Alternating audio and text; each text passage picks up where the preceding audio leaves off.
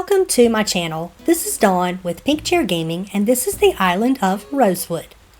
Today I want to work on one of my neighborhoods, and I want to go through and show you the process I used to create it. I'm not necessarily going to show you every little piece of pathing I put down and every little detail that I do to decorate, but just kind of the process that I use for creating the little neighborhood. So let's head over that way and get started. All right, here we are. This is the area where I'm going to do my neighborhood. And as you can see, I have done a little bit of prep work because I wanted to kind of show you my thinking and process for building it. So I have this large area up here. There's stairs going down there. And then back here at the back corner, I also have some steps that go back towards my castle.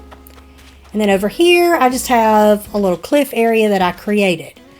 So the first thing I did when creating this was I actually decided where I want my centerpiece to be, and then created my 4 spaces for my villager houses where they're going to go.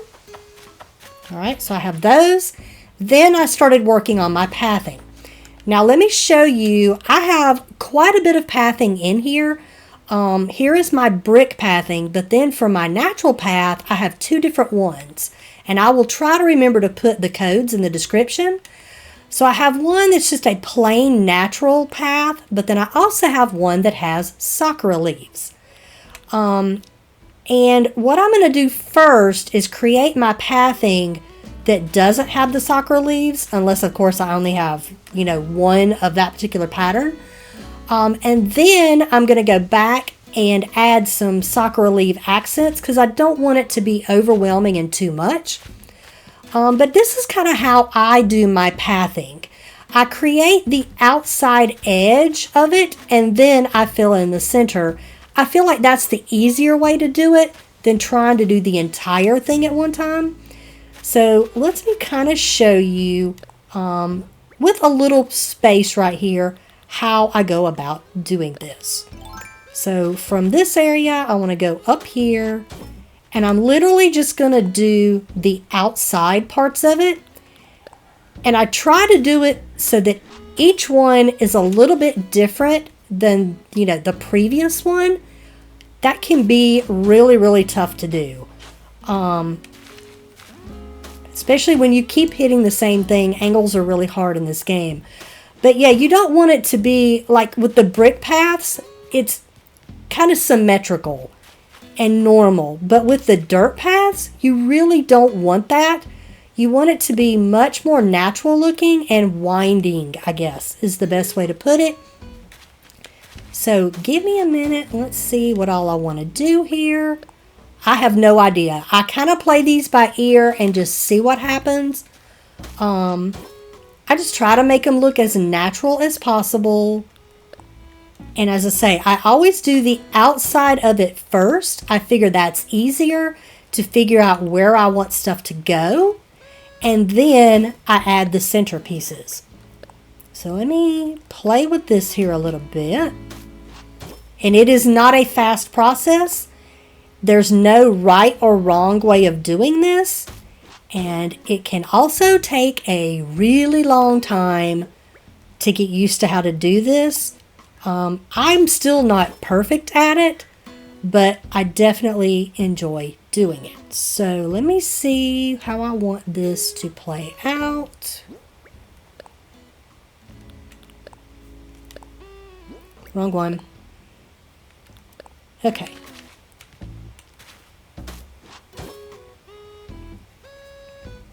There we go.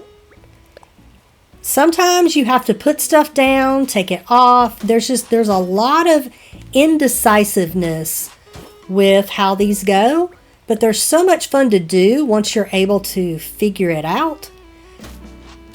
And there's that one, and I'm going to finish putting one more little path here. I'm going to finish the insides of this, and then I'm going to move my houses. And then we'll kind of go from there. So I'll see you in a few minutes. Okay, here we are. Before I move my houses, I wanted to go ahead and show you what I ended up doing with the path. You can see I've added a few of the Sakura leaves, but I didn't want it all over because I just didn't want it to be completely overwhelming. Now, once you get to this point, if you see any gaps that are just like really, really big, kind of like this one right here, sometimes you might want to just add a little bit of flourishment to it, but you don't necessarily want a huge path area. So you can just do something like that. I think I'll add another one right here.